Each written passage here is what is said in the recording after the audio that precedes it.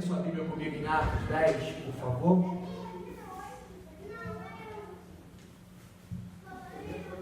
Atos, obrigado, Cíntia. 10. Na sequência daquilo que a gente tem feito às terças-feiras, nosso culto de ensino, onde nós temos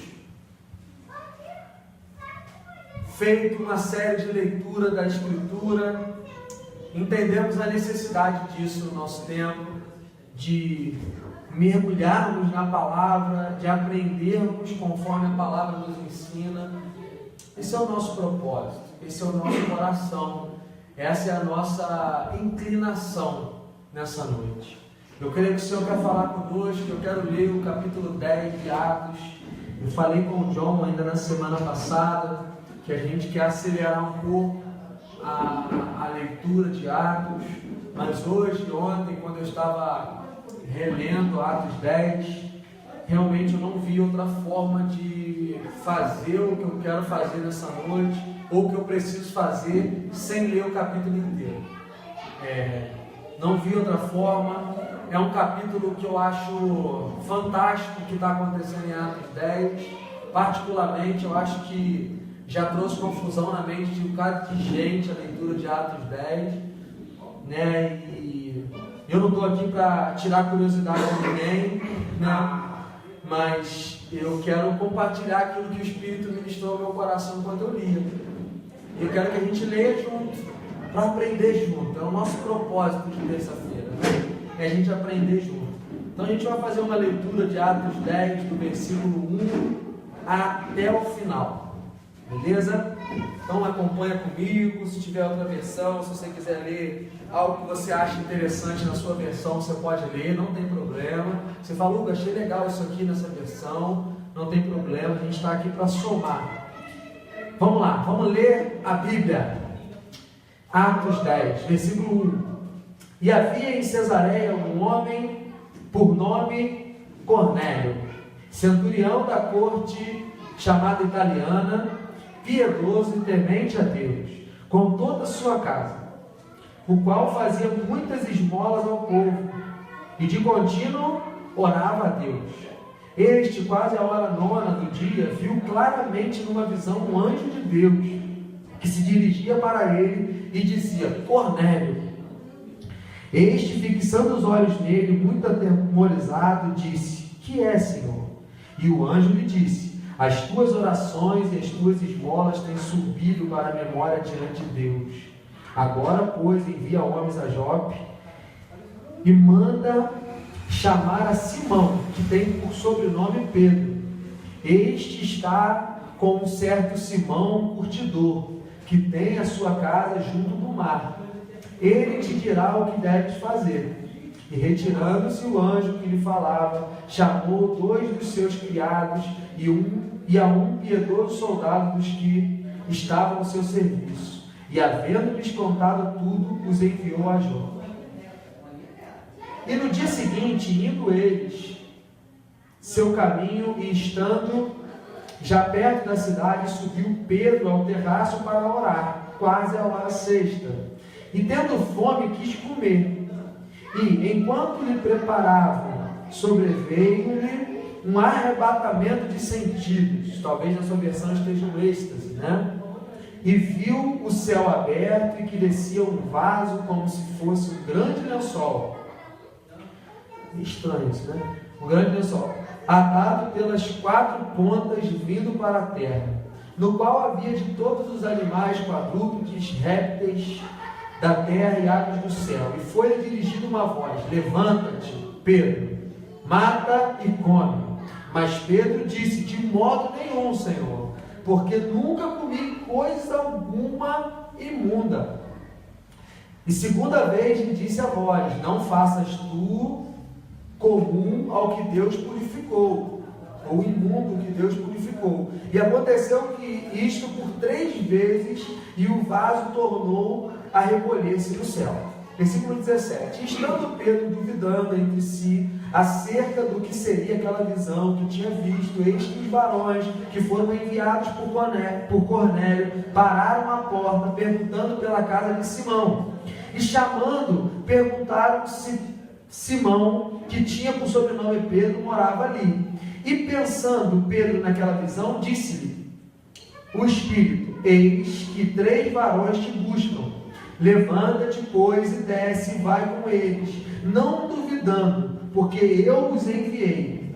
E descendo Pedro para junto dos varões que lhe foram enviados por Cornélio, disse: sou eu a quem procurais. Qual é a causa por que estais aqui? Pedro perguntou para eles. E eles disseram: Cornélio, centurião, varão justo e temente a Deus, e que tem bom testemunho de toda a nação dos judeus, foi avisado por um santo anjo para que te chamasse à sua casa e ouvisse as tuas palavras. Versículo 23. Então, chamando-os para dentro, os recebeu em casa. No dia seguinte, foi Pedro com eles, e foram com ele alguns irmãos de Jope.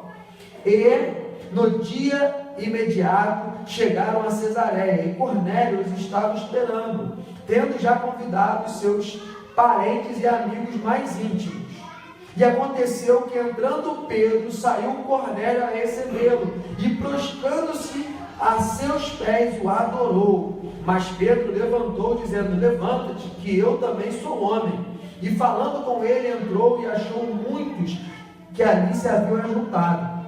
E disse-lhe: vós bem sabeis que não é lícito a um varão judeu ajuntar-se ou chegar-se a estrangeiros, mas Deus mostrou-me que a nenhum homem chame comum ou imundo, pelo que, sendo chamado, vim sem contradizer. Pergunto, pois, por que razão mandastes chamar-me? E disse Cornélio: há 4 dias estava eu em jejum, até esta hora, orando em minha casa, a hora 9, e eis que diante de mim se apresentou um varão com vestes resplandecentes e disse: Cornélio, a tua oração foi ouvida e as tuas esmolas estão em memória diante de Deus. Envia, pois, a Jope e manda chamar Simão, o que tem o sobrenome Pedro, e este está em casa de Simão Curtidor, junto do mar, e ele vindo te falará. E logo mandei chamar-te, e bem fizestes em vir. Agora, pois, estamos todos presentes diante de Deus para ouvir tudo quanto por Deus te é mandado. E abrindo Pedro a boca, disse: reconheço por verdade que Deus não faz acepção de pessoas, mas que lhe é agradável aquele em qualquer nação que o teme e faz o que é justo. A palavra que ele enviou aos filhos de Israel, anunciando a paz por Jesus Cristo, este é o Senhor de todos. Esta palavra, vós bem sabeis, veio por toda a Judéia, começando pela Galiléia, depois do batismo que João pregou. Como Deus ungiu a Jesus de Nazaré com o Espírito Santo e com virtude, o qual andou fazendo bem e curando a todos os oprimidos do diabo, porque Deus era com ele. E nós somos testemunhas de todas as coisas que fez, tanto na terra da Judéia, como em Jerusalém, ao qual mataram, pendurando num madeiro. A este ressuscitou Deus ao 3º dia e fez que se manifestasse, não a todo o povo, mas às testemunhas que Deus antes ordenara, a nós que comemos e bebemos juntamente com ele, depois que ressuscitou dos mortos, e nos mandou pregar ao povo e testificar que ele é o que por Deus foi constituído juiz dos vivos e dos mortos. A este dão testemunho todos os profetas, que todos os que nele creem receberão o perdão dos pecados pelo seu nome. E dizendo Pedro ainda essas palavras, caiu, se derramou o Espírito Santo sobre todos os que ouviam a palavra. E os fiéis que eram da circuncisão, todos os judeus que estavam ali, quantos tinham vindo com Pedro, maravilharam-se de que o dom do Espírito Santo se derramasse também sobre os gentios, porque os ouviam falar em línguas e magnificar a Deus. Respondeu então Pedro: pode alguém porventura recusar a água para que não sejam batizados estes que também receberam como nós o Espírito Santo? E mandou que fossem batizados em nome do Senhor. Então rogaram-lhe a Pedro que ficasse por mais alguns dias. Amém? esse texto, enquanto eu lia, como eu disse para vocês, ele mexeu muito comigo, falou muito comigo em algumas coisas bem interessantes. E a primeira coisa que eu quero trazer assim como reflexão para o nosso coração hoje é essa realidade que nós estamos aprendendo aqui nessa leitura de Atos, no decorrer do tempo. Essa leitura de Atos, ela tem nos mostrado algumas realidades que aconteceram na igreja primitiva, lá, e como eles andavam, como eles eram movidos por Deus, e como Deus não estava limitado a nenhuma facção religiosa. Enquanto eu lia esse texto, a primeira coisa que me saltou foi essa verdade. Deus não está limitado a nenhum tipo de facção religiosa. E a gente vai vendo isso no decorrer da leitura de Atos. E isso é muito legal. E essa é a primeira coisa que me salta hoje nesse capítulo que a gente está lendo. Até esse momento que a gente vai vendo aqui, esse povo tinha uma consciência muito religiosa no que diz respeito ao relacionamento com Deus. Era um povo que se relacionava com Deus através dos sacrifícios. Era um povo que Deus precisava de um templo. Era um povo que Deus precisava de um dia, sábado. Era um povo que Deus precisava de que fosse prestado culto.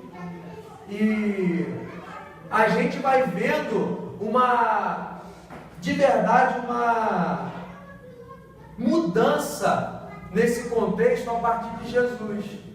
O que está acontecendo aqui e o que me chama a atenção, o que me faz pensar é como esse povo vivia. Esse povo vivia de fato sob essa perspectiva religiosa, barganhenta, essa perspectiva de troca, de causa e efeito com Deus, de fazer de tudo para agradar a Deus, de fazer de tudo para ser certinho nas exterioridades daquilo que eles entendiam que a lei propunha. Era um povo bem afundado na lei e em todos os ritos que ali existiam. A relação desse povo com Deus era através desses ritos e dessa lei, dessa lista de regras que existia. Mas quando a gente olha para Jesus, e é o que eu quero trazer como um tipo de introdução, a gente começa a ver que Jesus ele quebra esses tabus, esses protocolos que existiam, e faz isso de uma maneira proposital, porque era necessário desconstruir, era necessário para que o vinho novo chegasse um odre novo, era necessário não mais um remendo, era necessário uma novidade de vida, como a gente veio falando aqui outro dia, e a gente vê Jesus fazendo coisas que quebravam completamente o que a religião da época dizia. Jesus curava no sábado, Jesus fazia no sábado, que era o dia do Senhor, algo que não podia ser feito. Jesus, ele não se importava com coisas desse tipo, ele não se importava com tradições que trocam o significado, na verdade, não. Que tiram o sentido da coisa assim. Religiosa, eu vejo que Jesus ele não vem abolir o processo, ele dá um significado. Exatamente. As coisas estavam sem significado nenhum. Exatamente. E aí a gente vê Jesus quebrando essas coisas e trazendo com a sua vida e a sua maneira de viver uma nova perspectiva de vida, uma novidade de vida, uma nova vida. É isso que Jesus ele vai fazendo. Só que aí Jesus ele andava com gente que pela religião era considerada imundo, ele tocava em defunto, ele conversava com prostituta, ele conversava com traidor da nação, com publicano, ele se relacionava ao ponto de ir à casa de um publicano, de um corrupto da época. Ele não tinha essa coisa de acepção de pessoas, ele não tinha, como em algumas traduções diz, essa parcialidade no relacionamento, ele tinha de fato uma inteireza. E isso me saltou enquanto eu pensava nesse texto, porque o que a gente está vendo nessas leituras de Atos dos Apóstolos é Deus não se limitando e Deus dando continuidade através dos apóstolos e de pessoas simples e por vezes que estavam anônimas, pessoas que Deus começa a usar para mostrar a graça, o amor dele, a misericórdia, a vida dele. E aí Jesus diz, lá em João 14, 23, ele fala algo muito interessante. Ele fala assim: se alguém me ama, guardará a minha palavra, e meu Pai o amará, e viremos a ele, para ele, e faremos nele morada. Cara, esse texto hoje mexeu muito com o meu coração. Muito conhecido, João 14, não se turbe o vosso coração, aquilo tudo que Jesus está dizendo. E no versículo 23 ele fala: se alguém me ama, esse alguém guardará a minha palavra, e meu Pai o amará, e nós viremos a ele e faremos nele morada. E aí você vê Jesus de fato trazendo essa consciência, não mais do Deus do lado de fora, não mais do Deus que faz de vez em quando, não mais do Deus que visita, que faz uma pousadinha, não, mas do Deus que faz morada em nós. Enquanto a gente está lendo Atos, eu tenho visto como Deus ele se move de forma livre. Algumas coisas eu tenho percebido nessa releitura que a gente está fazendo junto, e eu não sei você, mas eu tenho aprendido bastante sobre como Deus ele não está limitado e como nada consegue prender Deus. E essa demanda dos gentios é muito maneira, porque vai gerar o ministério de Paulo, né, cara? Entrou agora, no meio da cena, vai estar correndo o filme, a demanda dos gentios. Sim. Que é um povo que não é judeu, que não tem nada a ver com aquilo, e que Deus tem se apresentado para eles, que tem agido de forma piedosa, que tem sido homens bons, e que Deus, e aí a demanda de Paulo vai nascer. Tanto que depois ele faz no capítulo seguinte, no 12, no 11, ele vai mandar buscar Paulo. Vai lá buscar Paulo, porque quem entende disso aqui é o Paulo. Esse ministério aqui é o Paulo. Paulo é o representante dessa ida aos gentios. Mas é muito interessante que isso aqui mexe, essa liberdade de Deus agir, esse Deus solto, esse Deus que está livre, cara, esse Deus que está se movendo de maneira livre, sem perguntar para ninguém, sem falar assim, ó, posso agir na sua vida, posso fazer isso, esse Deus que para o cara no meio de uma caminhada, esse Deus que intervém na vida das pessoas, esse Deus livre. O que a gente vê aqui? Que ele desconstrói o sentimento de que eu era dono de Deus, da religião que é dona de Deus, de se sentir dono. Ah, eu sou dono de Deus, eu sei os passos de Deus, a gente anuncia o que Deus faz, ou a forma que Deus faz, e aí cabe para nós, e cabe mesmo no nosso pensamento hoje, a verdade de a gente pensar de que se às vezes a gente não está se sentindo dono de Deus, ou da verdade de Deus, ou aquele que sabe os passos que Deus vai dar. Não, isso ali Deus não faria, isso ali é bobeira, isso não é coisa de Deus. Isso é coisa do sentimento, isso é coisa disso, isso é coisa daquilo. Cabe a nós trazer a nossa consciência e pensar um pouquinho que às vezes a gente está nesse lugar. Mas aqui em Atos a gente está aprendendo que existe um Deus que é livre. Um Deus que é livre. E o próprio apóstolo Paulo vai dizer que onde há o Espírito, aí há liberdade. E essa liberdade que Deus traz em Atos dos Apóstolos assusta os judeus e não deixa de assustar os crentes evangélicos do nosso tempo, e muitas vezes assusta nós, porque aquilo que para nós a gente chama de loucura, muitas vezes Deus está usando para a glória do nome dele, aquilo que a gente olha e fala, meu Deus, dentro da nossa intelectualidade, nosso pensamento racional, e Deus está usando, porque quando diz que Deus usa as coisas loucas para confundir as sábias, é de fato Deus usando as coisas loucas, que quando Deus usa as coisas que não são, para confundir aquelas que acham que são alguma coisa, é porque de fato é as coisas que não são, é as coisas que eu e você olhamos e falamos, não pode ser. Mas Deus, em em Atos dos Apóstolos se apresenta como um Deus livre, um Deus que está fazendo e que ninguém é dono dele, e que ninguém vai dizer é por aqui ou é por lá. Ele faz da medida que ele quer e da maneira que ele quer. Enquanto eu lia o capítulo 10, isso saltou ao meu coração, lembrando que o que Deus vinha fazendo através da vida dos homens, e homens que não tinham muito contato com a religião. Eu falei aqui com vocês e a gente conversou sobre Estevão.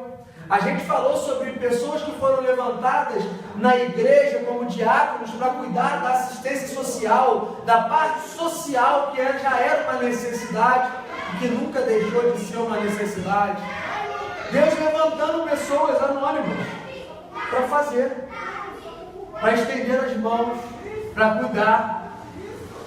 Deus não se preocupando em usar apenas aqueles dos 12 que estavam lá com ele, andando do lado. Deus espalhando a igreja com essa veemência e com essa seriedade. E o que eu vejo Deus se movendo através desses homens e mulheres, uma característica que a gente vê em todos eles era o quê? Temiam ao Senhor. Eles não tinham pedigree, eles não eram filho de fulano, neto de Beltrano, eles eram apenas homens e mulheres que temiam ao Senhor. Enquanto eu lia isso, além do que eu já disse, algumas verdades eu quero falar para vocês hoje. Bem enfático: Deus não é evangélico. Deus não é evangélico. Outra verdade: Jesus não fundou o cristianismo. Jesus não fundou o cristianismo. Não havia propósito em Jesus em fundar uma religião que o representasse. Deus não habita e não quer. Ele não só habita, ele só não habita, ele também não quer templos feitos por mãos humanas. Esse não é um propósito de Deus em Jesus. Ele habita aquele que o ama, como a gente acabou de ler aqui em João 14, versículo 23. Ele habita naquele que o ama e guarda as palavras dele. E aí cabe para todo tipo de gente que o ama e que guarda a sua palavra, que o teme. É esses que ele habita, é nesse tipo de pessoa. O que eu quero dizer para vocês e afirmar para vocês: Deus está agindo para além dos limites religiosos de templos e cultos.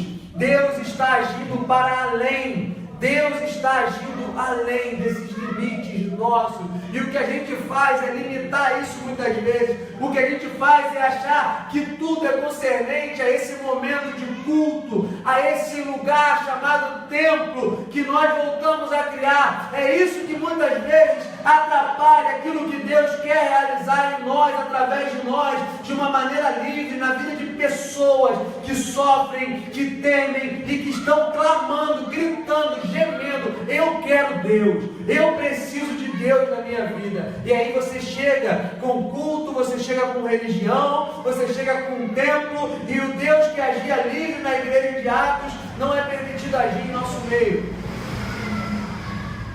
O que eu quero dizer com essas afirmações é que você precisa crer nisso, porque afirmar isso para a nossa galera aqui, principalmente comunidade Sal e Luz, parece muito bonito e está muito claro para todo mundo, mas eu acho que na prática não está não. Na prática não está muito claro de que Deus age para além dos limites do culto, do templo. Não está claro que Deus não é evangélico. Não está claro que Deus não levantou uma bandeira. Não está claro que Jesus não fundou o cristianismo. Talvez para muitos isso não esteja claro.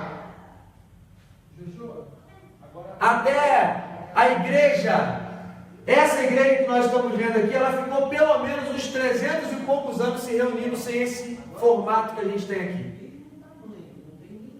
Pelo menos uns 300 e poucos anos, de casas em casas, onde dava, se reunindo como igreja, convivendo. Até em sinagoga, que já era um lugar pronto. Talvez um anfiteatro, talvez um lugar que eles iam para que servia para aquele momento de reunião. Deus não é isso, nós precisamos crer nessa verdade. E aqui, gente, Em Atos 10, está um gentio. Gentio era aquele que não era judeu. Tá? Nós hoje somos gentios para os judeus. Gentios são esses. E aqui está um gentio chamado Cornélio. E olha que interessante. Esse camarada chamado Cornélio, gentio, ele orava.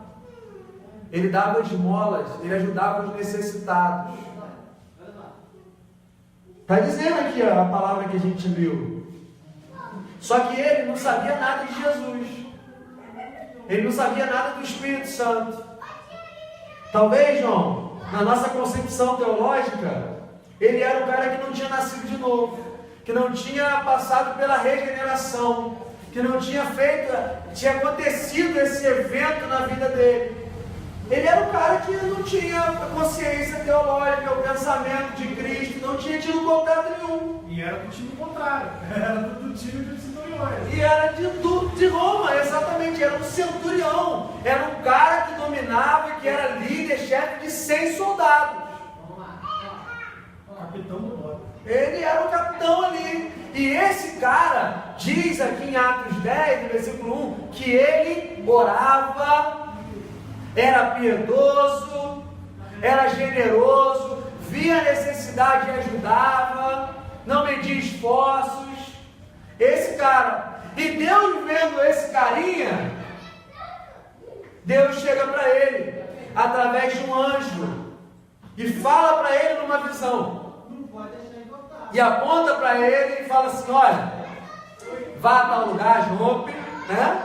E procura lá um cara chamado Simão, que tem por sobrenome Pedro, e ele está na casa de Simão, curtidor, que ele trabalhava com couro lá, está na casa de Simão, procura ele, chama ele aqui.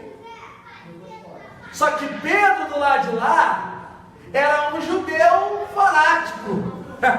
Pedro era um judeu que batia no peito e falava: sou judeu. Pedro era um cara cheio dos resquícios da religião judaica. E aí, o que me mostra e o que me salta é que Deus é um Deus disponível a todo ser humano.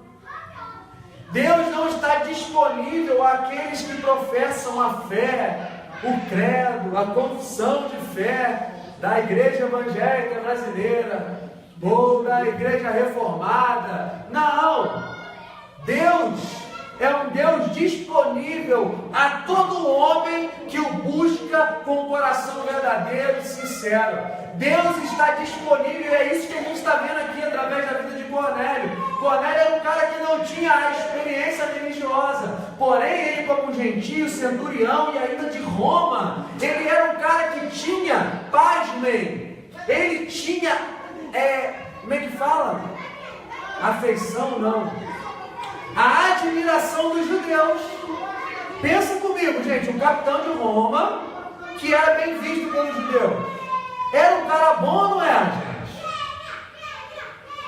Era bom, velho. Roma oprimia Israel.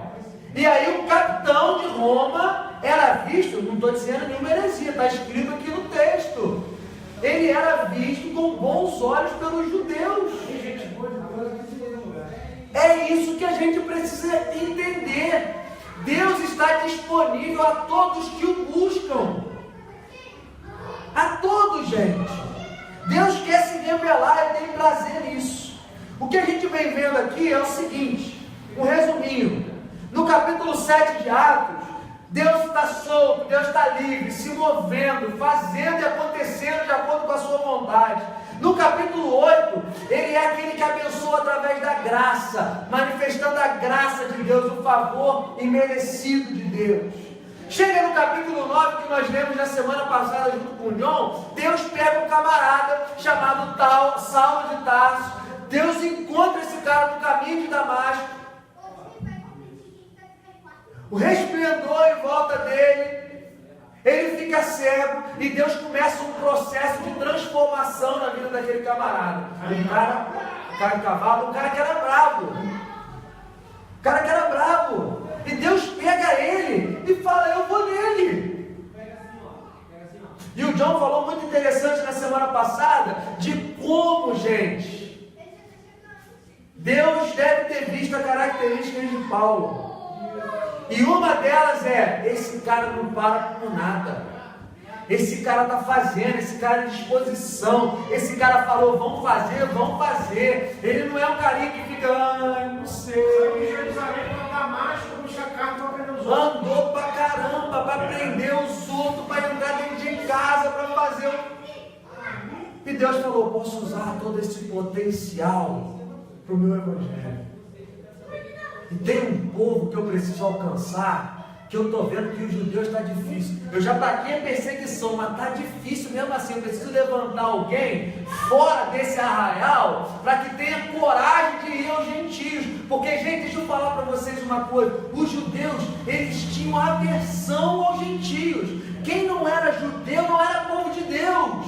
Não tinha essa possibilidade que eu estou trazendo para vocês aqui hoje. E quando eu lia isso, esse Deus disponível, Carol, esse Deus que está assim, eu estou disponível para todos os que me buscam. E parece que hoje em dia, abrindo um parêntese, a gente criou essa barreira étnica de novo. Não talvez de um país para outro, mas a gente criou isso de consciência, de pensamento, de ideia. Ah, não, aqui é o evangélico, ali é o macumbeiro, ali é o tal, ali é o... E Deus, Ele está disponível, gente. Você consegue entender isso? Eu quero que você entenda isso nessa noite. É nessa proporção mesmo que eu estou falando para você. Enquanto eu estou falando para você, Deus pode estar encontrando uma pessoa dentro de um centro espírita agora. Enquanto eu estou falando para você, Deus pode estar encontrando alguém e tocando, e se manifestando, e se revelando a uma pessoa numa encruzilhada ali, ou fazendo qualquer tipo de coisa. O problema é a gente pensar que Deus só está dentro desse meio nosso, evangélico, gospel, cristão, revolucionário, não sei o que você quer pensar, mas a verdade, gente, é que Deus está disponível para todos, e Ele está fazendo a história, Ele está fazendo acontecer, Ele está alcançando as pessoas, até para a igreja, até para a igreja. E aí, Deus usa Paulo como um representante, Ele dá a Paulo uma responsabilidade de anunciar esse evangelho. Esse evangelho de um Deus disponível, esse evangelho de um Deus que não faz acepção de pessoas, esse evangelho de um Deus que está para todos que estão para Ele, esse evangelho aos gentios. E Paulo recebe essa causa. E Paulo não para. Paulo não parou mais. Até hoje, Paulo está fazendo história. Até hoje. Por tamanha intensidade e entrega.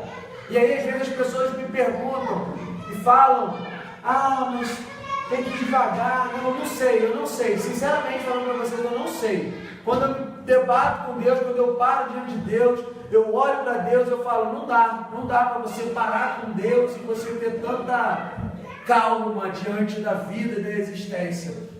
Não dá, ao meu ponto de vista não dá. Deus sempre está motivando a gente a fazer alguma coisa, a fazer, a realizar, a ir adiante. Aí cada um sabe aquilo que Deus tem impulsionado. E Deus chamou Paulo para anunciar, para romper essa barreira étnica e anunciar a Deus e falar para os gentios: Deus não é uma propriedade dos judeus. Esse Deus que eu estou anunciando para vocês, Ele não tem que ser adorado no templo, Ele não tem que ser adorado no sábado, Ele não tem um dia específico. Quem quer comar, beber, fazer qualquer coisa, fazer para a glória de Deus. É assim que esse Deus age. É para esse Deus que eu estou anunciando vocês. Assim, indo um pouco além, né? Ele vem para as minorias, né? Tranquilo, se a gente avançar, lá no capítulo, acho que 16 de Atos, a gente vai correr isso na próxima semana, mas ele vem falar e se ajuda a ele, mano, mulheres. As mulheres começam a se juntar. É um Deus disponível, gente. E é o que a gente vem falando, João. É um Deus para todo homem, para o homem todo. Não só minorias étnicas, né? Sim. Mas minorias que eram... De guetos. De coisas sociais que existem, de repartições que hoje em dia, né, mano? Será que a gente tem explanado esse evangelho de modo que a gente consiga trazer essas minorias? Acho que não, porque existe um interesse. Acho que existe muito interesse hoje em dia, existe muito planejamento para que funcione do jeito que a gente quer no final. Mas não existe essa liberdade de Deus que está chegando. E conforme Deus chega, Deus levanta. Porque o que a gente vai ver aqui na sequência é um Deus sim. Primeira coisa que eu disse, Deus está livre, fazendo do jeito dele, da maneira dele. Essa é a liberdade do Evangelho. A segunda coisa é que Deus está para todo homem, para o homem todo, para todo tipo de gente disponível, aqueles que o buscam. É isso que está dizendo aqui. E Deus chega até Cornélio. Só que quando Deus chega até Cornélio, ele envia um anjo. E o que que Deus sinaliza para Cornélio? Deus sinaliza Pedro para Cornélio. E aí, para mim, tinha duas intenções nisso, que eu pensei enquanto eu lia esse texto. A primeira intenção de Deus era alcançar Cornélio, porque Deus amou o mundo e era a hora de mostrar que é o mundo mesmo, que não é o mundo judeu, não é essa barreira, é o mundo de tal maneira que deu seu filho. Mas o que está acontecendo aqui? Além disso, ele pega Pedro. E por que Pedro? Porque Pedro é aquele que, tendo andado com Jesus, ele ainda estava bravo e não tinha muito, nem um pouco, talvez, de vontade de dar com gentio nenhum. O negócio dele era os judeus. Ele ainda carregava dentro dele toda a limitação que a religião colocou nele. Toda a limitação que a religião gerou nele, dessa causa e efeito, dessa barganha com Deus, desse sacrificar para agradar a Deus, tudo isso que a religião gerou nele, Deus pega Pedro e fala, calma aí. Só que ao mesmo tempo que Deus fala com Cornélio aqui, Deus chega para Pedro lá. E Deus chega para Pedro lá e faz o quê? Coloca um vaso com comida lá, com todo tipo de animal ali, bota aquele troço para Pedro, e fala, mata e come. E Pedro fala, não faço, não faço, não posso comer isso, eu sou um judeu. Camarão, Pé de porco, tinha tudo. Não faço, eu sou um judeu, não posso comer algo imundo, eu não posso. E aí, 3 vezes rola essa conversa. Por 3 vezes. E Pedro fala, não. E ele nega 3 vezes de novo. Esse 3 está na vida de Pedro. Porque 3 vezes ele fala, não como. E o anjo está falando, come. Não como. Ele está falando, come, não como. E assim vai. Só que quando acaba a visão, ao mesmo tempo chegam os homens que Cornélio tinha enviado para chamar Pedro. E aí o que acontece? Pedro tem aquele insight, assim, o que isso quer dizer? Ele termina a visão, quem já acabou assim? Deus falou alguma coisa, mas quando Deus falou, você fala, não entendi muito bem isso aí não, que Deus falou comigo. Às vezes até uma leitura, alguma coisa, você não entendi na hora. Mas aí de repente acontece alguma coisa logo na frente que você fala, é isso aí, que aquilo ali estava querendo comigo, aconteceu já algumas vezes, isso acontece de vez em quando. E é o que está acontecendo com Pedro. Pedro sai da visão ali, daquele momento maneiro com Deus, e fala assim, naquela luta com Deus, sei lá, e ele fala, não entendi nada. Aí de repente chega os caras, e aí o que ele fala? Opa, já sei o que é isso. Aí ele vai para os caras, Deus fala para ele ir, para ele receber os caras, aquela coisa toda, ele recebe, fica um dia lá, e aí ele vai. Só que você vê como que Pedro tinha aquele ranço, que quando Pedro chega na casa de Cornélio se joga aos pés dele. Cara, esse cara era um cara maneiro, velho. Sério, eu fico imaginando Cornélio um cara simpático, um cara bom de lidar, um cara, eu fico assim, lendo isso aqui, você fica imaginando o cara, né? E aí, Cornélio se joga aos pés de Pedro, e não era com a intenção, provavelmente, de adorar Pedro como o Santo Pedro, mas era um gesto de um cara que não tinha consciência teológica, cheio do não pode, não faz, não vai por aqui, não. Era um cara que estava recebendo bem, um camarada que chegou. Só que Pedro levanta aí e fala, eu sou só homem como você. Só que aí, Carol, quando ele chega lá, pensa comigo agora nessa cena, gente. Pensando aqui comigo todo mundo. Pensa nessa cena. Quando Pedro para com Cornélio e fala: deixa eu explicar uma coisa para você, Cornélio. Você sabe que eu não devia estar aqui. Você me chamou, eu vim, mas você é um imundo para mim. Mas eu estou aqui, você é um imundo. Você é um cara que eu não era para estar com você, porque eu, sendo quem sou, não poderia me misturar com ela. Está escrito, gente, eu não estou falando nenhuma heresia, quer ver? Recebeu na casa, no dia seguinte foi Pedro com ele, e no dia imediato chegaram, e Cornélio estava entrando, prostrando-se, mas Pedro levanta que sou homem, e falando com ele, entrou com muitos ali. Olha só o que Pedro diz no versículo 28: vós bem sabeis que não é lícito a um varão judeu ajuntar-me a vocês, ou chegar-me estrangeiro. Não é lícito, eu não posso. Mas Deus mostrou-me que a nenhum homem chame comum ou imundo. Cara, mas porque Pedro era da Polícia Federal, e os caras lá eram do PT, né? Mas aí, além dessa questão, era de fato essa questão religiosa de que ele não podia estar. Ele não podia se misturar. E aí, Deus tinha falado com ele para não considerar o que ele já tinha purificado, porque o que você precisa aprender nessa noite é que Jesus já purificou todas as coisas, e todas as coisas são puras. E é isso que Jesus estava falando para Pedro e querendo ensinar a Pedro, porque Pedro, mesmo tendo andado, mesmo tendo negado a Jesus 3 vezes, mesmo depois de Jesus tendo chegado para ele na praia e falado: tu me amas, te amo, gosto de você, mesmo aquele tratamento de Jesus teve que novamente tratar Pedro, porque Pedro estava totalmente limitado na sua religião. E por muitas vezes nós estamos limitados e tentando limitar Deus no nosso conceito religioso. Deus está para além disso, gente. Eu quero abrir esse parênteses para nós como igreja. A gente falou desde o início que quer ser uma igreja para todo homem, uma igreja para todo tipo de gente, para gente que precisa. E se você quer ser uma igreja para gente que precisa, você precisa se desarmar de tudo aquilo que você acha que sabe, e de muita coisa você vai ter que rebaixar para lidar com pessoas que precisam. É assim, e é porque é mesmo. Não tem outro caminho. É o mesmo sentimento que havia em Jesus, que sendo Deus, não usurpou ser igual a Deus, mas se fez servo, e se fez homem, se tornou na forma de homem e conviveu com a humanidade. É isso que nós precisamos como igreja. E é isso que está acontecendo aqui com Pedro. Jesus está usando a visão, Jesus está usando um camarada que é um capitão de Roma, um centurião, para mostrar para ele que todos precisam ser alcançados por esse evangelho, que esse evangelho é para todos, que Jesus está para todos. Aí,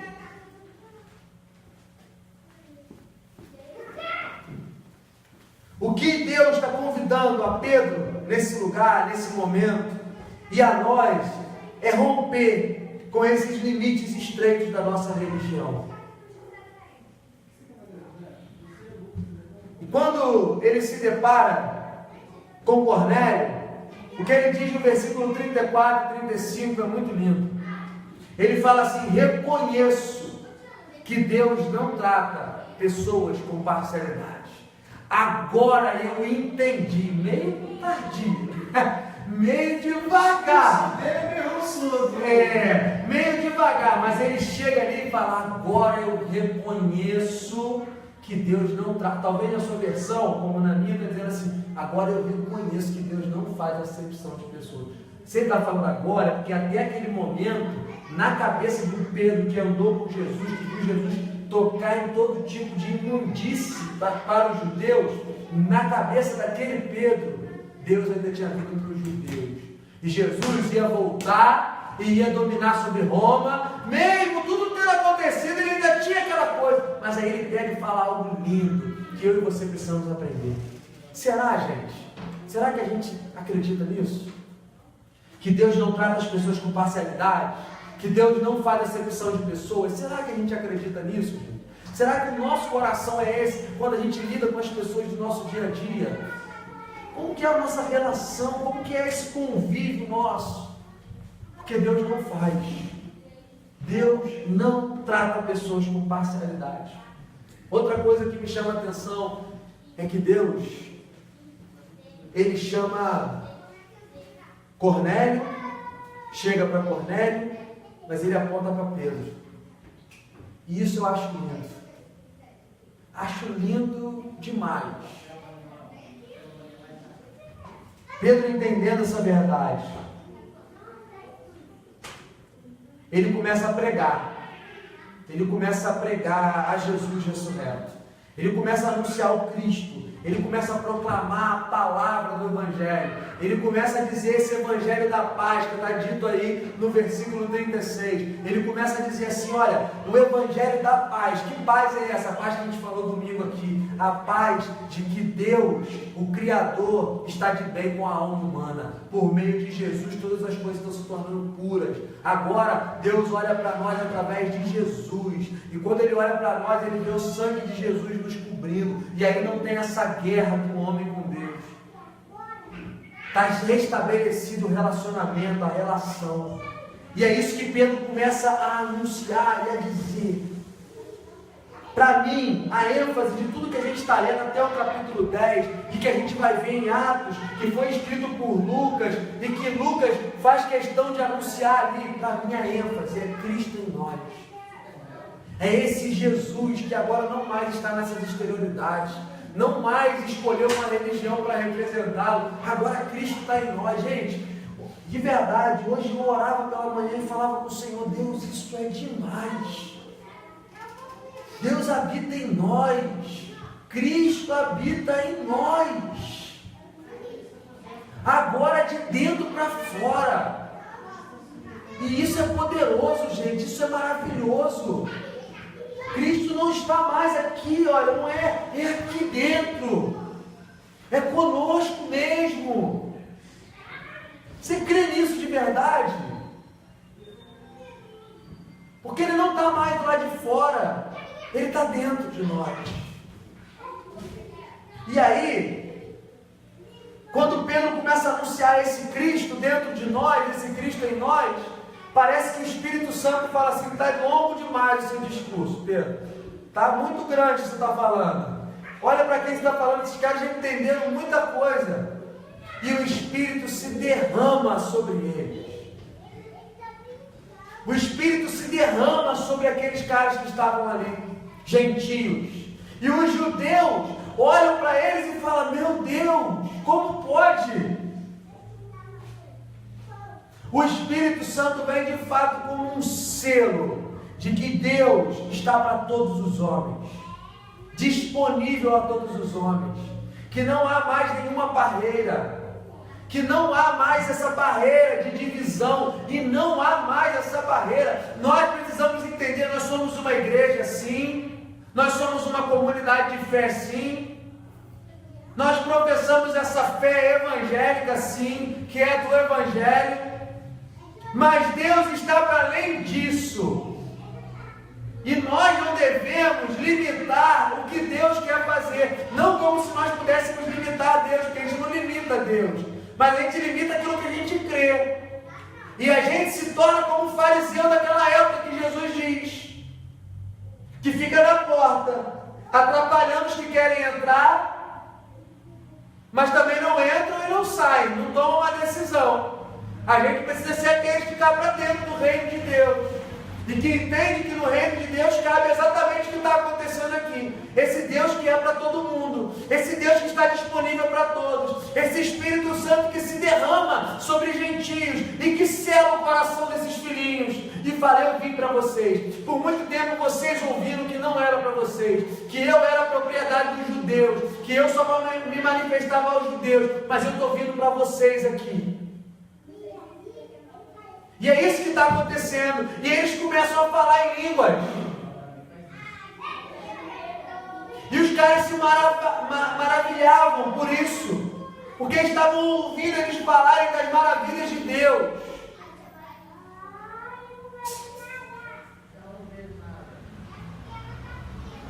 E conclui-se o capítulo que nós lemos falando que Pedro falou, o que nos impede? Pedro ainda queria, John, talvez não batizar esses caras. Aí Pedro olha para o ministério de louvor que ele levou, para a equipe que ele levou na reunião na casa do Cornélio, igual quem vai na reunião na casa da irmã, ele olha para aquele e fala, o que impede a gente? Eu não tenho o que fazer. Se o próprio Espírito veio sobre eles, o que eu vou dizer? Como eu posso negar água a eles? Isso torna algo que estava sendo muito exclusivo, muito abrangente. Abrangente do nível de ser escandaloso. Hoje a gente não consegue ter essa proporção, porque a gente está dentro de um país que não tem uma fé confessional, apesar de ser maioria cristã, né? Naquele momento ali, a fé era fé de Roma. Sim. E aí o Cornélio era quem estava certo. O que estava certo ali na religião certa era o Cornélio. Pedro estava do outro lado. E quando, eu não vou dizer nem Pedro, mas quando o Evangelho se escancara para essas minorias, para essas pessoas que não confessavam a religião judaica, isso é um escândalo, isso é um absurdo. Porque quem devia estar perseguindo era o Cornélio. Cornélio era o perseguidor. Naquele momento ali está acontecendo o inverso, está se invertendo os papéis. Então a profundidade do escândalo da graça, do convite da graça, ela é de se pensar em como isso se aplica hoje. Para a gente. E é exatamente nisso que eu queria terminar refletindo com vocês. Se a gente crê nessa não acepção de pessoas que Deus não faz. Se a gente acredita de fato que Deus alcança. Aqui Deus está libertando Pedro desse pensamento religioso. Ou pelo menos tentando tirar Pedro dessa limitação religiosa. O que é um convite para mim e para você nessa noite. Pararmos de pensar pelos filtros da religião e começarmos a reconhecer o Senhor nos nossos caminhos. E começarmos a reconhecer o Senhor naquilo que Ele está fazendo, naquilo que Ele está nos movendo, naquilo que Ele traz para a gente de demanda, nas pessoas que Ele manda a gente ir. Vai até lá. O que está acontecendo aqui é um episódio muito simples, não é nenhuma conferência poderosa. Não, aqui o que está acontecendo é um cara que se encontra com Deus, mas não conhece, e Deus apresenta Pedro para ele. Será que Deus pode chegar para alguém hoje e falar assim, ó, vai lá no John? Será que Deus pode chegar para alguém e falar assim, vai lá na casa do Jardim hoje, que o Jardim vai te explicar isso que está acontecendo com a sua vida? Será que Deus pode falar, cola com a Carol, come uma pizza com ela e conversa com ela que ela tem algo para te falar? Porque Deus apontou para Pedro, com toda a limitação religiosa. Será que pode chegar para você? Ou será que isso já está acontecendo, gente? Aí talvez você vai sair daqui e vai ficar esperando. Opa, tem um anjo aí. Opa, tem um vaso com comida para eu entender uma coisa. Não. Só me explicar com comida, né? Talvez você vai ficar esperando essas coisas. Não, mas talvez já está acontecendo coisa na sua vida que é exatamente isso. E como que isso se aplica? A sua experiência. Não é a sua informação. Qual é a sua experiência com Cristo? O que você tem para compartilhar, para repartir? Eu me preocupo sempre, deixa eu falar para vocês quando eu vou trazer alguma mensagem aqui para vocês, pregar, ou um estudo de terça-feira. Eu me preocupo sempre em falar de coisas do meu coração. Eu pego fontes, sim, eu pesquiso, sim, eu vou, mas eu sempre procuro trazer para o âmbito daquilo que é a minha experiência. Porque eu trazer uma mensagem aqui que eu ouço de alguém para compartilhar com você, fica uma coisa muito, para mim, vazia. Pelo menos para eu botar aqui na frente vai ficar vazio. Então eu tento trazer aquilo que eu entendi, que o Espírito ministrou. Então, eu fiquei pensando nisso. Será que alguém, se Deus chega para alguém hoje e fala, vai lá na casa do Hugo, e essa pessoa chega, como que eu vou tratar, como que eu vou receber, o que eu vou falar, qual a minha disponibilidade? Para eu ter essa disponibilidade, eu preciso entender que Deus está disponível para todos os homens. E preciso estar sensível às demandas. Deus está quebrando, despertando Pedro, tirando ele dessa limitação religiosa, de barganha, essa consciência baseada em troca com Deus. E aí Deus está trazendo essa realidade do Deus para dentro. E além de estar alcançando Pedro, está alcançando Cornélio, que é um cara que buscava o Senhor, mas que não conhecia. É um cara que precisava de alguma forma aprender. E precisava, porque senão Deus não tinha mandado ele para Pedro. Essa ida sempre ao outro, né, que o Evangelho vai proporcionado pra gente. Nunca uma caminhada de ir em direção a Ele. É muito estranho e muito maneiro isso, né? Porque a caminhada é sempre em direção ao outro. No outro a gente encontra Ele. Né? É verdade. Mas para se encontrar com Ele, sempre deixa uma parte da gente, né? A gente nunca consegue se encontrar com o outro sem deixar uma parte da gente para trás. É impossível. E eu acho que é isso que é o X da questão. É que a gente quer ir encontro ao outro para de alguma forma se sobrepor ao outro, para de alguma forma ser o professor do outro. Né? E o que o Evangelho propõe, como você está dizendo, é essa troca. Né? A troca daquilo que eu acredito, a troca daquilo que eu acho que é certo, através da vida do outro. Sim. E aí a gente vê isso, a gente tem conversado bastante isso em casa, a gente vê das crianças, que sempre são ainda a nata, que as pessoas ainda não conseguem ver como alguém que ensina, é só como alguém que se ensina, né? Eu vou lá para fazer alguma coisa para elas, né? Sempre assim, nunca uma leitura de que eu vou lá para aprender. A gente tem vários tipos de pessoa, tipo de, sei lá, de casta, de tipo de gente que a gente coloca na nossa cabeça, que não se inclui nesse papel de nos ensinar alguma coisa. A gente tem um monte de caixinha na nossa cabeça que são pessoas que a gente só está lá para passar alguma coisa que a gente sabe, nunca para aprender. E esse não é o caminho da igreja, não é o caminho do Evangelho. O caminho do Evangelho é sempre, sempre, sempre troca. É o que está acontecendo com o Pedro. Quando o Pedro vai e eles falam, olha, eu vim para você falar alguma coisa. Antes de ele falar qualquer coisa, ele fala, agora eu aprendi que Deus não faz acepção de pessoas. E é isso que a gente precisa entender. Essa forma que Deus está fazendo. E essas foram as coisas que saltaram para mim, gente, enquanto eu lia esse texto de Atos. Agora, o que aconteceu aqui de maravilhoso? Muita coisa. Mas tem algo que me chama a atenção, é quando o Espírito se derrama. Gente, nós precisamos do derramado do Espírito Santo sobre nós. De verdade. Era o que faltava para eles. E é o que falta muitas vezes para nós. Pedro é apontado por Deus. Ele é direcionado. E Cornélio vai até ele. Cornélio, a partir daquele momento, eu fico imaginando, gente, Cornélio deixou de ser centurião, meu irmão? Eu fico imaginando o que Cornélio não andou aprontando depois. De verdade. E essas são as coisas que eu queria trazer para vocês hoje. Deus não está limitado à nossa religião, aos nossos preceitos. Deus está sobre tudo isso. Ele está acima de todas essas coisas. E o nosso coração é pedir a Ele, derrama o Teu Espírito sobre nós. Derrama o Teu Espírito na minha vida. Eu preciso depender desse Espírito que me guia. O que está acontecendo quando se derrama o Espírito é quebrar uma série de coisas. Sabe quais coisas? Um povo que vivia sob a lei, agora dizendo, não vive mais sob a lei. Agora você vive sob o Espírito Santo, que habita o seu coração. Agora você não é guiado pelo livro de regras que fala para você assim, não pode isso, não pode aquilo. Não vai ali, não toque, se fizer é imundo, se não fizer, não. Agora é o Espírito que te guia, assim.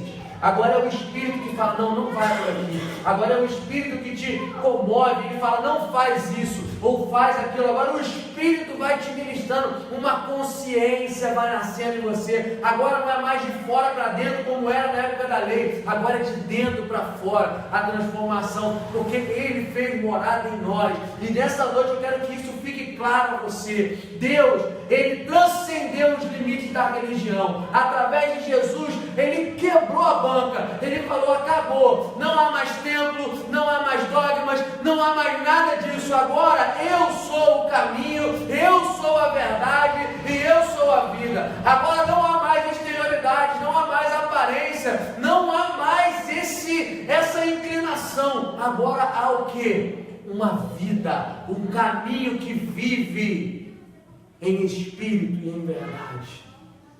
Esse é o caminho. Esse é um desafio para nós hoje. Meu desejo, gente, de coração, é que Deus envie algumas pessoas na sua casa essa semana, falando assim: Deus mandou eu vir aqui. O meu desejo de coração é que você se sinta incluído na obra que Deus está fazendo no planeta Terra. O meu desejo é que você se saiba parte para além dos nossos limites de culto, de domingo, de templo, de igreja, para a gente ir além disso.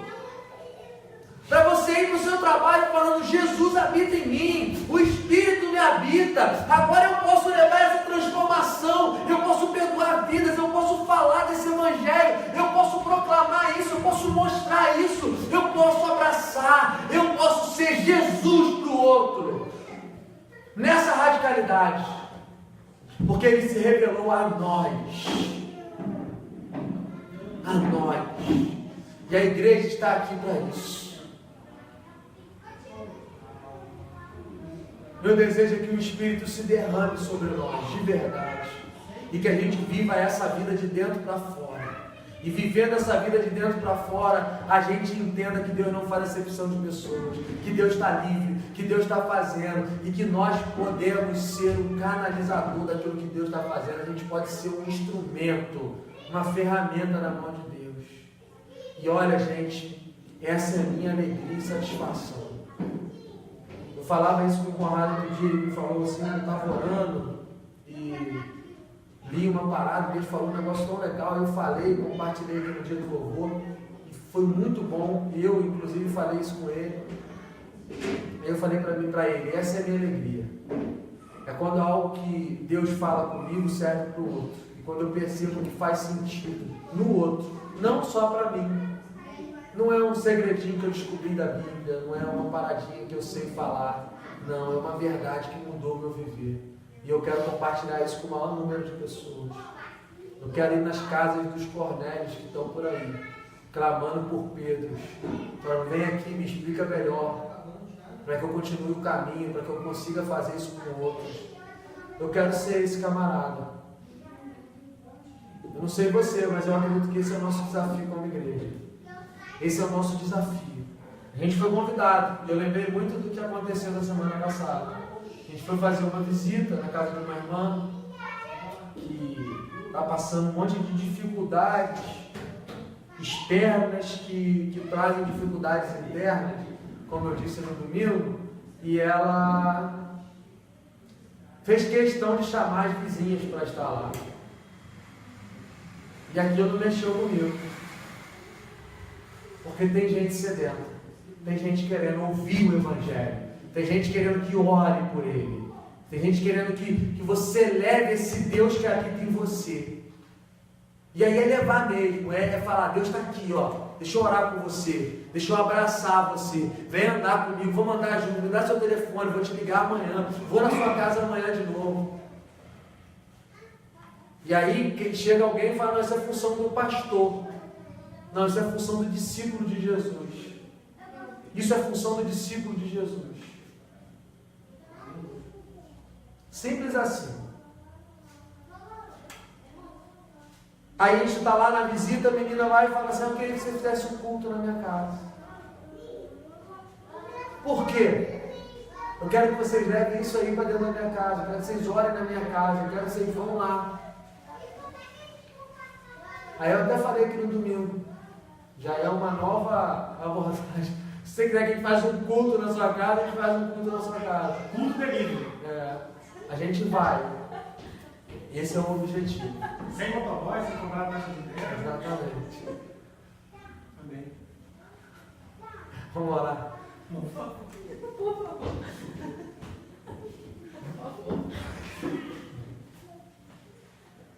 Gente,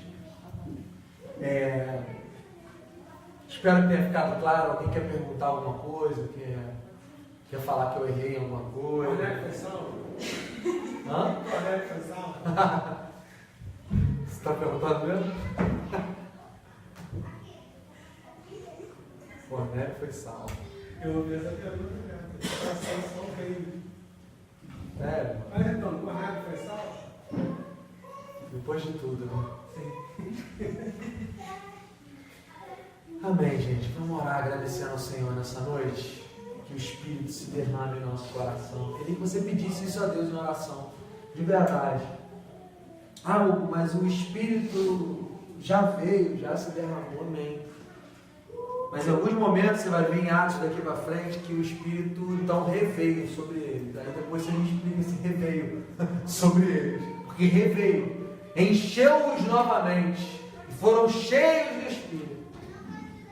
E isso aí a gente precisa para a caminhada, para a vida, esse Espírito dentro de nós. Deus, eu agradeço por essa noite, agradeço pela Tua palavra que abrimos e lemos e pensamos. Obrigado, Jesus, por aquilo que o Senhor falou no nosso coração, Pai. Nos faz sair daqui nessa noite cheio do Teu Espírito Santo. Derrama o Teu Espírito no nosso coração, Senhor. Derrama como derramou sobre aqueles homens, como derramou sobre Cornélio e aqueles que com ele estavam. Derrama o Teu Espírito sobre o nosso coração, Senhor.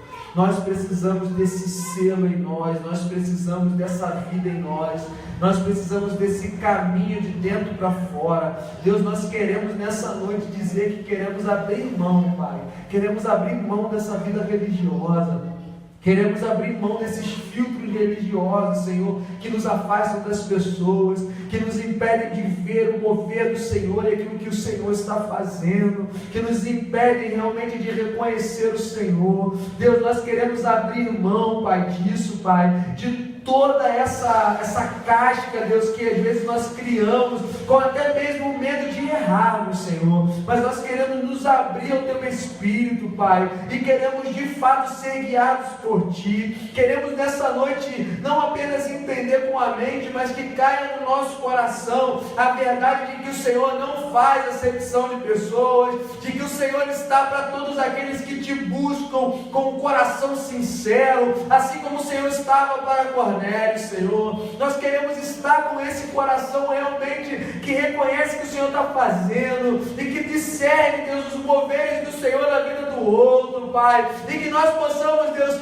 realmente ser lembrados por Ti, Deus, para a vida de tantos quantos precisam ser esclarecidos do Teu Evangelho. Deus, nos ajuda, porque muitas vezes nesse esclarecimento que temos a dar, o Senhor tem tanto a nos ensinar. Quebra as barreiras da nossa mente, Pai, quebra as barreiras religiosas, Senhor, que nos afasta do próximo, nos faz entender, como falamos nesta noite, que o Evangelho sempre irá sucumbir na vida do outro, sempre iremos servir ao outro, encontrar o Senhor no outro. Nos leva nessa direção. Eu oro nessa noite pedindo isso ao Senhor, pedindo por cada um que aqui está, pedindo por aqueles que não vieram hoje, mas se caminham conosco como igreja, pedindo a todos aqueles que creem no Teu nome, nessa cidade, nesse país, nesse planeta. Eu oro pedindo, Senhor, que o Senhor encontre os Seus discípulos que estão espalhados sobre a terra, que estão se reunindo em congregações e denominações. Eu oro para que o Senhor desperte os Seus discípulos a essa liberdade da graça, a essa liberdade do Seu amor, do Seu favor, para que nós possamos ir,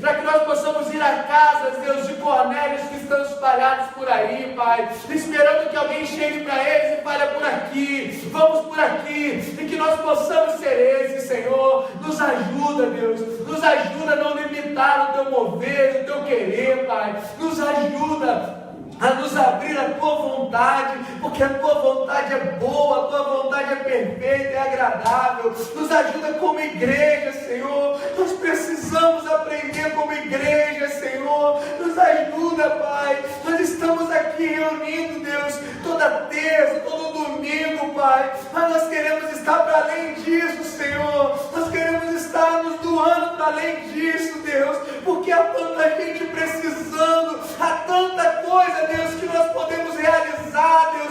Usa-nos, Senhor, para a Tua glória. Desperta-nos do Teu Evangelho, Senhor. Ó Deus, eu oro pela Tua igreja reunida nesse lugar, Deus, e peço, Senhor, que em nome do Seu Filho Jesus, Senhor, o Senhor nos desperte na verdade, Senhor, para que possamos ir, Deus, e indo, Deus, por onde formos, Senhor, possamos levar esse Cristo que que habita em nós, esse Cristo que se revelou em nós, esse mistério que estava oculto, que é Cristo em nós. Ah, Deus, Deus, Pai, eu oro nessa noite para que o Senhor reparta isso com os meus irmãos que estão aqui, esse mesmo sentimento que está desde cedo no meu coração, Pai, de saber que o Senhor habita em mim, de saber que o Senhor habita em nós, e que nós podemos ser a manifestação do Cristo nessa terra, Pai. Desperta-nos nessa verdade, Deus, nos faz acordar, Deus, nos faz nos mover da nossa inércia,